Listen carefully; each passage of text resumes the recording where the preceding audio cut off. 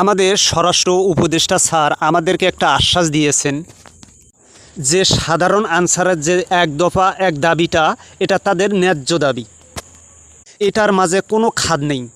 তিনি নিজেই বলেছেন এই বিষয়টা আমি অবশ্যই দেখব এবং তাদের যে এই স্থায়ীকরণ দাবিটা এটা কিছুটা একটু সময় লাগবে।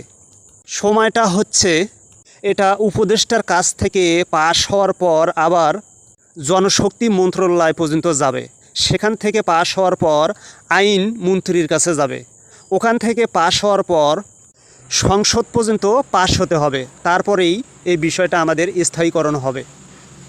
আমি ধন্যবাদ জানাই আমাদের নতুন ডিজি মহোদয় স্যারকে। তিনি আসলে আমাদের সাধারণ আনসারদের জন্য কিছু একটা করার মন মানসিকতা ইনশাল্লাহ আছে এবং আমরা তাদের উপর একটা বিশ্বাস রাখব।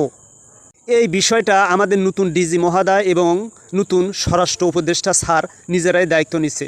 আমরা এটা আসলেই বিশ্বাস করতে পারি এবং আশা রাখতে পারি ইনশাল্লাহ।